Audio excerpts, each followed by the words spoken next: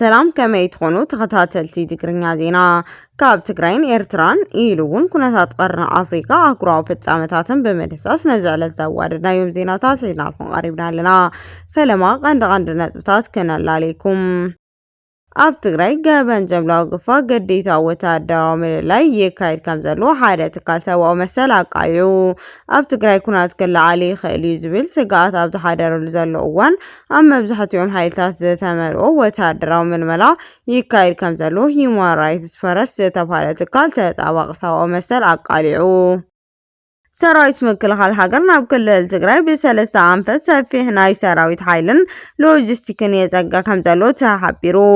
ህወሓት ብወገኑ ንማሕበረሰብ ዓለም ኩናት ኣይቀርን ኢሉ ኣብ ዘጠንቀቐሉ እዋን ሰፊሕ ወታደራዊ ምንቅስቃስ ይገብር ኣሎ።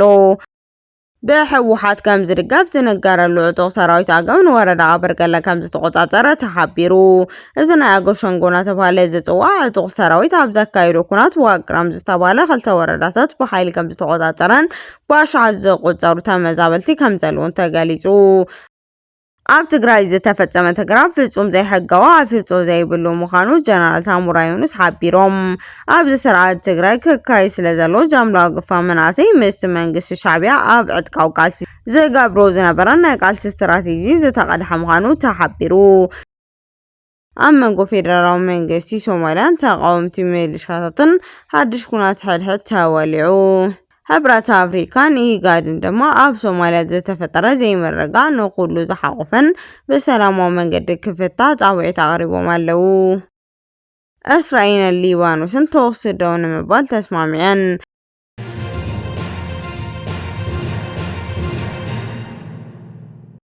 ናይ ዝብሉን ካልኦት ፍጻመታትን ከም ዝስብ ቀሪቡሎ ንሰናይ ምክትታልኩም ብክብሪ ብምዕዳም ናብ ዝርዝሮም ክነስግረኩም።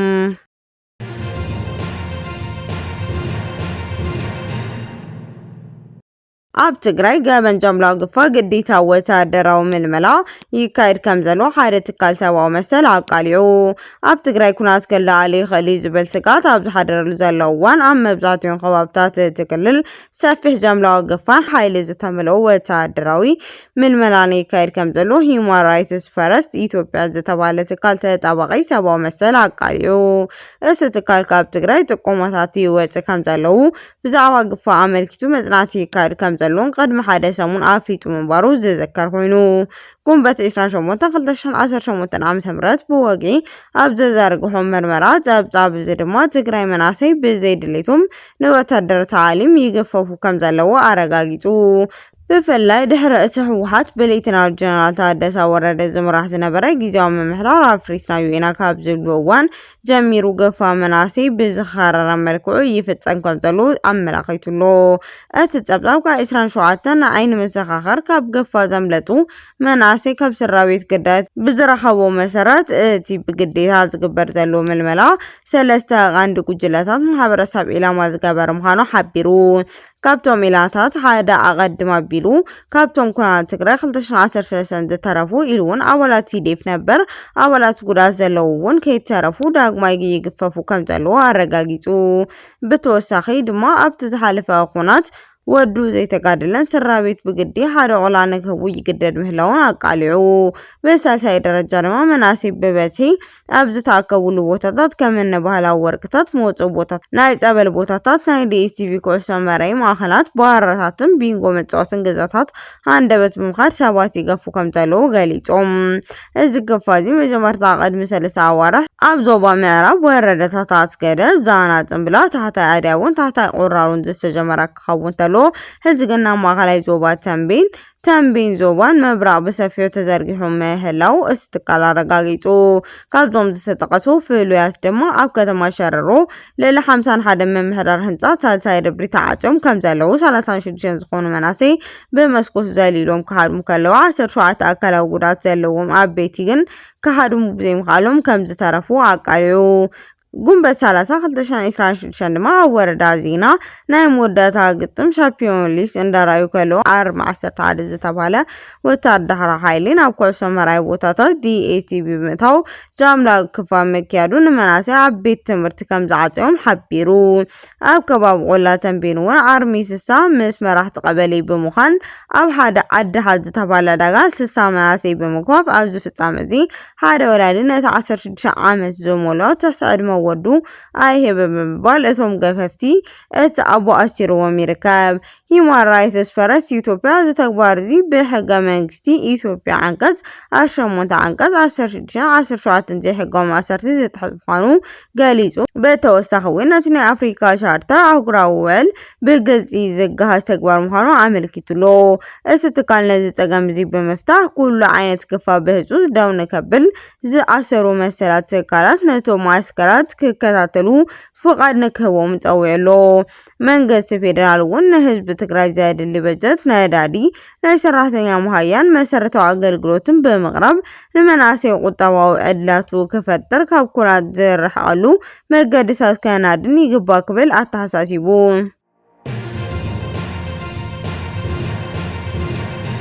ሰራዊት ምክልኻል ሃገር ናብ ክልል ትግራይ ብ3 ኣንፈት ሰፊሕ ናይ ሰራዊት ሓይልን ሎጂስቲክን የፀጋ ከም ዘሎ ተሓቢሩ። ህወሓት ብወገኑ ንማሕበረሰብ ዓለም ኩናት ኣይቀርን ኢሉ ኣብ ዘጠንቀቐሉ እዋን ሰፊሕ ወታደራዊ ምንቅስቃስ ይገብር ኣሎ። ኣብ ትግራይ ዘሎ ወታደራዊ ምስሓባብ ናብ ዝለዓለ ብርኪ ተሰጋጊሩ ኣብ ዘለሉ እዋን ሰራዊት ብልጽግና ካብቲ ማይ ምሸት ጀሚሩ ናብ ክልል ትግራይ ዘምርሑ 3 ቀንዲ ኣንፈታት ስትራቴጂካዊ መስመራት ነሰብ ሓይልን ናይ ከበድቲ ኣጽዋራትን ናይ ሎጂስቲክ ምጽጋዕ የካይድ ከም ዘሎ ካብቲ ቦታ ዝወጹ ናይ መስመራት ሓበሬታ ኣረጋጊጾም። በመሰረት ዝበጽሑና ሓበሬታ ፌደራል መንግስቲ ኣብ ግንባር ቆቦን ተከዘን ከቢድ ወታደራዊ ምንቅስቃስ ይፍጽም ከም ዘሎ ተሓቢሩ። በዞም ክልተ ከባቢታት ኣዝዩ ልዑል ጸቕጢ ዘለዎ ናይ ወታደራዊ ሎጂስቲክን ክስተታት ተራእዩ ክኸውን ከሎ ብወገኑ ዓዲ ጎሹ ዝተንቀሳቐሱ ሓይልታት ድማ ክሳብ ማይ ተመን ዝተባለ ቦታ ጥቃ ድልድል ተከዘ በፂሑሎ። ብግንባር ኣፋር እውን ቅድሚ ሕዚ ኣብቲ ከባቢ ተዋፊሮም ዝነበሩ ሰራዊት ሕዚ ሙሉእ ብሙሉእ ገጹን ኣብ ትግራይ ዶባት የፀግዕ ምህላው ተረጋጊጹ።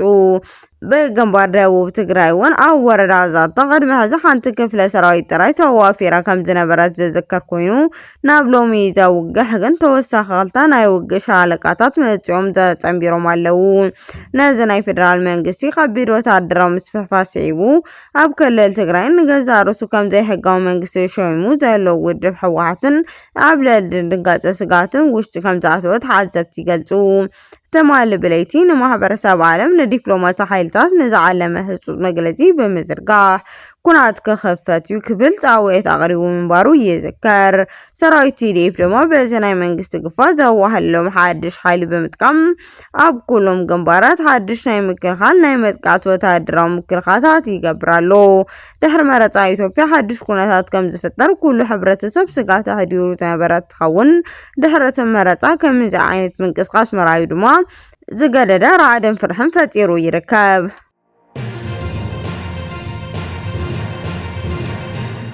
በህወሓት ከም ዝድገፍ ዝነገረሉ ዕጡቕ ሰራዊት ኣገው ንወረዳ ኣበርገለ ከም ዝተቆጻጸረ ተሓቢሩ።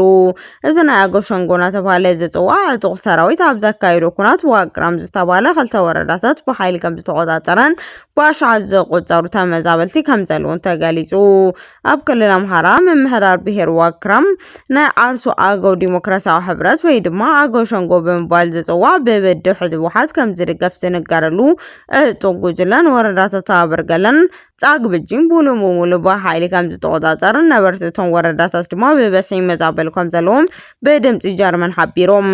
እዚ ንርእሱ ንኣገው ሸንጎ ወይ ኣዴን ብምባል ዝጽዋዕ ዕጡቕ ጉጅለ ፈለማ ሚያዝያ 12 2018 ዓ.ም ንወረዳ ኣበርገለ በሓይሊ ተቆጻጺሩ ነይሩ። ብምቕጻል ድማ 19 ጉንበት 2018 ዓ.ም ካልእቲ ወረዳ ዝኾነት ወረዳ ጻግብጂ ብተመሳሳሊ መልክዕ በሓይሊ ኣብ ተቆጻጸረ ኣትይዋሎ። ኣብቲ ወታደራዊ መጥቃዕቲ ሃንደበታዊ ምንባሩ ሰራሕተኛታት መንግስቲ እቲ ወረዳ ዕጡቃት ህዝቢ ኩሉ ንብረቶም ገዲፎም በባዶ እግሮም ክሓልሙ ተገዲዶም ኣለው። ንዶይቼ ቬለ ሪኢቶም ዝሃቡ ናይቲ ወረዳ ዝተመዛበሉ ኣቦ ከም ዝገለጽዎ ካብቲ ቦታ ክወፁ ከለው ዝኾነ ይኹን ንብረት ዝሓሰብ ከም ዘየለ ኩሉ ሰብ ጥራይ ኢዱ ከም ዝወፀን ሓቢሮም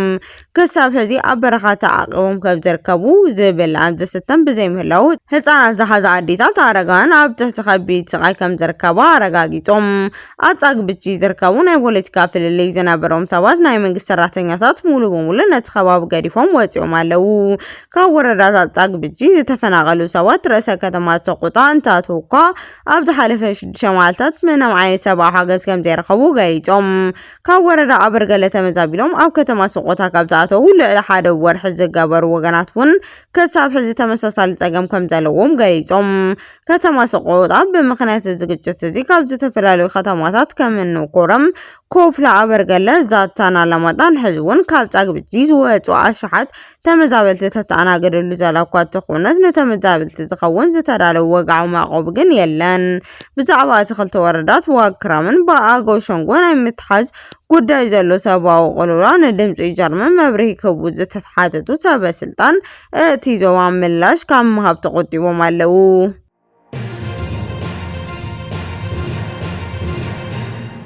ብጠበንጃን ብስጋ መንእሰይን ምፍካር ጠጠው ከብሉሉ ኣብ ትግራይ ዘለው ሊቃውንቲ ይኹን መራሕቲ ይኹን ጀነራላት እዚኣ ክሓስቡ ኣለዎም። ብሰፊሑ ግፋ መናእሰይ ይካየድ ኣሎ። እዚ ጉዳይ እዚ እንታይ ዓይነት ነገር ሒዙ ክመጽእ ይኽእል ኢልካ ትሓስብ? እዚኣ ጽብቕቲ ልምዲ ካብ ሻዕብያ ተማሂሮም ናይ ጽምዶ ውፅኢት እያ ዝመስለና ኣነ። ነቲ ክልል ናበይ ክወስዶ ይኽእል? እዞም ሰባት እዚኣቶም ብዛዕባ ህዝቢ ብዛዕባ እቲ ዘሎ ናይ ህዝቢ ጭንቀት ናይ ሰላም ጭንቀት ኣጀንዳኦም ኣይኮነን። ኣብ ትግራይ ዝተፈጸመ ተግባር ፍጹም ዘይሕጋዊ ኣፍልጦ ዘይብሉ ምዃኑ ጀነራል ሳሙራ ዩኑስ ሓቢሮም ኣብዚ ስርዓት ትግራይ ክካየድ ስለ ዘሎ ጃምላዊ ግፋ መናእሰይ ምስቲ መንግስቲ ሻዕብያ ኣብ ዕጥቃዊ ቃልሲ ዝገብሮ ዝነበረ ናይ ቃልሲ ስትራቴጂ ዝተቐድሐ ምዃኑ ተሓቢሩ ነበር ኢታማዦር ሹም ሰራዊት ምክልኻል ሃገር ዝኾነ ጀነራል ሳሙራ ዩኑስ ኣብ ክልል ትግራይ ዘሎ እዋናዊ ናይ ፖለቲካዊ ፀቅጥታ ኩነታት ኣመልኪቱ ናይ ፍሉይ ቃለ መሕትት ሂቦም ኣለው። እቶም ጀነራል ምስ ናይ ኢትዮጵያ ብሮድካስቲንግ ኮርፖሬሽን ናይ ትግራይ ክፍሊ ኣብ ዘካየዱ ወፃኢ ሒት ኣብቲ ክልል ብውድብ ሕወሓት ዘካየዱ ዘለዉ ኩሎም ምንቅስቃሳት ብህፁፅ ደው ክብሉ ከም ዝግባእ ገሊፆም ጀነራል ሳሙራ ዩኑስ ኣብ ትግራይ ዝነበረ ጊዜያዊ ምምሕዳር ኣፍሪካ ባህላዊ ምምሕዳር ኣጣይሸ እየ ብዝብል ዘሎ ኣካይዳ ብምኹናን እዚ ፍጻመ ፍጹም ዘይሕጋዊ ኣፍልጦ ዘይብሉ ምዃኑ ሓቢሮም ነዚ ኩነታት ብዝርዝር ክገልጹ ከለዉ ድማ እቲ ጉጅለ ኣብዚ ከተማ ኣክሱም ተኣኪቦም ዝሕለፍዎ ውሳነ ሕጋውነት ዝጎደሎ ምስረታ መንግስቲ ኢሎም መጀመርታ በአቶ ጌታቸው ረዳ በመቀጠል ደግሞ ብሌተናል ጀነራል ታደሰ ወረደ ዝምርሑ ዝነበሩ ጊዜያዊ ምምሕዳራት ስርሖም ካብ ግቡእ ከይሰርሑ ነቲ ህዝቢ ናብ መረፃ ከይኣቱ ዕንቅፋት ክገብርዎ ከም ዝፀንሑ ኣመልኪቶም ኣብ መወዳእታ ድማ ማህተም ናይ ኣሰራርሓ መሳርሒ ብሓይሊ ብምምንፃዕ ናይ ምስጓግን ምብራርን ተግባር ተፈጺሙ እዩ ክብሉ ሕወሓት ኮኒኑ ከም ገለጻ ጀነራል ሳሙራ ናይቲ ክልል ፖለቲከኛ ቀንዲ ዕላምኦም ስልጣን ጥራይ ምሓዝ እዩ ነዚ ስልጣን ዘደልይዎ ምክንያት ድማ ካብ ተሓታትነት ንምምላጥ ይብል በዚ ካልእ ወገን ድማ ናይ ፌደራል መንግስቲ ነዚ ጉዳይ እዚ ብትዕግስቲ ብሰላማዊ መንገዲ ሒዞም ኣካይዳ ዘናኣዱ ምዃኖም ገሊፆም ኣብዚ ሰዓት ኣብ ትግራይ ክካየድ ዘሎ ጃምላዊ ግፋ መናእሰይ ምስቲ መንግስቲ ሻዕብያ ናይ ቀደም ዕጥቃዊ ቃልሲ ዝገብሮ ናይ ቃልሲ ስትራቴጂ ዝተቐድሐ ምዃኑ ሓቢሮም ሻዕብያ ንኢትዮጵያ ምህወኽን ምብታን ስትራቴጂ ሕዚ እውን ከም ዝቀየረ ገሊፆም ካብ ፌደራል መንግስቲ ዓመታዊ በጀት እንዳወሰድካ ነቲ መንግስቲ ፀላኢ ጌርካ ምፍራጅ ዓብይ ጌጋ ምዃኑ ዝገለጹ ጀነራል ሳሙራ መራሕቲ ሕወሓት ድሕሪ መጻ መንግስቲ ክወረና ይክብል ናይ ሓሶት ፕሮፓጋንዳን ንግፋ መናእሰይ ከም መሳርሒ ይጥቀመሉ ከም ዘሎን ኣቃልዮም በኣንጻሩ ግን ፌደራል መንግስቲ ነዚ ጉዳይ ብኩናት ናይ ምፍታሕ ምንም ዓይነት ድሌት ከም ዘይብሉ አረጋጊጾም ኣብ መንጎ ፌደራሊስት ሶማልያ ተቃዋምቲ ምልሻታት ሓድሽ ኩናት ሕድሕድ ተወሊዑ ሕብረት ኣፍሪካን ኢጋድን ድማ ኣብ ሶማልያ ዝተፈጠረ ዘይምርግጋዕ ንኩሉ ብዝሓቆፈ ብሰላማዊ መንገዲ ክፍታሕ ፃውዒት ኣቅሪቦም ኣለው ኣብዚ ሰሙን እዚ ኣብ ሓያል ወጢሪ ዝነበረ ሶማልያ ናብ ኩናት ሕድሕድ ተመርሕ ከም ዘላ ፀብፃባት ኣመላኺሎም እቲ ግጭት ሶማሊ 4 ሰነ 2026 ኣብ ከተማ ሞቃዲሾ ዘጋጠመ ኮይኑ ጠንቀታ ግጭት ድማ ምንዋሕ ስሩዕ ሃገራዊ መረፃ ምዃኑ ጸብጻባት አረዲዮም እዚ ከምዚሉ ካሎ አሜሪካና ሓንቲ ሶማሊያ ዘለዋ መርገጽ ድማ ምንጻራን ርዕሰ ምምሕዳር ሶማሌላንድ ዘይሕጋዊ አፍልጦ ሂባ ዘላ እስራኤል ዝወሰነቱ ውሳነ ንሰመዚ ዋሽንግተን ከም ዝሓጎሰት ተገሊጹ ሕብረት አፍሪካን ኢጋድን ድማ ሓይልታት ፖለቲካ ሶማሊያ ጎንፂ ካብ ዘጋየዶ ተግባራት ንክቁጠቡ አተሓሳሲቡሎ ኣብ ሞቃዲሾ ኣብ መንጎ ወታደራዊ መንግስቲ ጥቃት ተቃውሞ ብምክንያት ምንድንጓይ መረፃ ዝተፈጠረ መስሓብ ተጋዲዱ ከም ዝቀፀለ እዩ ዝግለጸሎ ኮሚሽን ሕብረት አፍሪካ ነቲ ጉዳይ ጠሚቶ ኣብ ዘውፅኦ መግለጺ ኣብ መንጎ ሓይልታት ፖለቲካ ሶማሊያ ብሰንኪ ዝተፈጠረ ጎንፂ ኣብታ ሃገር ዝተፈጠረ ዘይምርግጋዕ ከም ዘጋድዶ ኣፍሊጡ እቲ ኮሚሽን ተጻባይነቱ ሓይልታት ብህፁፅ ጎንፅታት ደው ንከብሉ እቲ ተፈጢሩ ዘሎ መስሓብ ከዘጋድዶ ተግባራት ክቁጠቡ ሓቲቱ ኢጋድ ብወገኑ ኣብ ሶማሊያ ዝተፈጠሩ ቁልውላ ንኩሉ ብዝሓቆፈ ብሰላማዊ መንገዲ ክፍታሕ ጻውዒት ኣቅሪቡሎ ኣብ ሶማሊያ ርእሰ ከተማ ሞቃዲሾ ኣብ ጥቃ ቤተ መንግስቲ ፕሬዚዳንት ከቢድ ቶክሲ ምስ ሞሴቦ ሓይልታት ጸጥታ ሶማሊያ ምላሽ መሃቦም ይፍለጥ ኢጋድ ነቲ ጉዳይ ኣመልኪቱ ኣብ ዘውፅኦ መግለጺ ንኩሎም ተግባራት መጥቃዕቲ ብትርኾን ይንወዩ ኣብ ሶማሊያ ፖለቲካዊ ወጥሪ ልዑል ኣብ ዝኾነሉ እዋን ኣብ ሞቃዲሾ ዝተፈጠረ ዘይምርጋል ዘተሓሳስብ ምዃኑ ገሊጹ ኩሎም ወገናት ድማ ነቲ ወጥሪ ከረጋግዑን ኣፈላላይ ብሰላማዊ ሓቃፊን ሃናጺን ብዝኾነ ዘተ ክፈትሑን ጻውዒት ኣቅሪቡ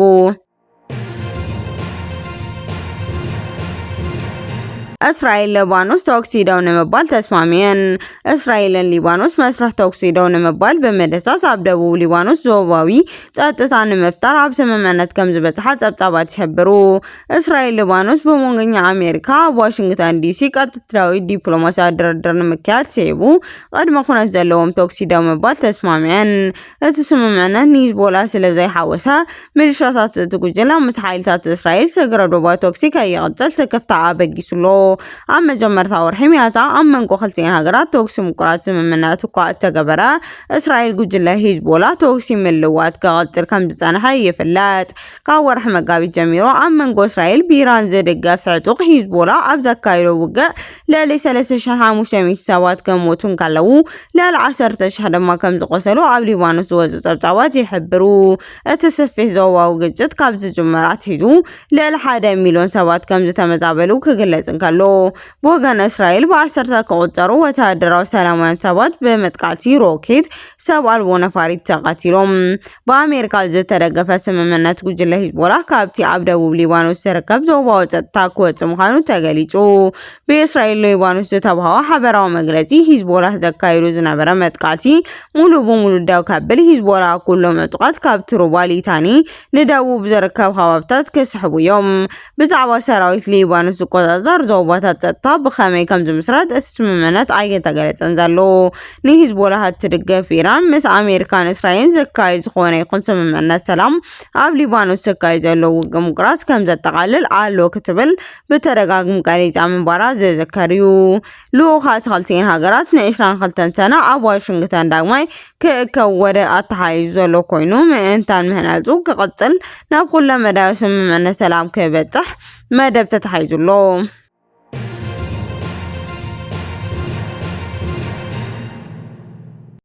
ክቡራትን ፍትዋትን ተኸታተልቲ ዜናታትና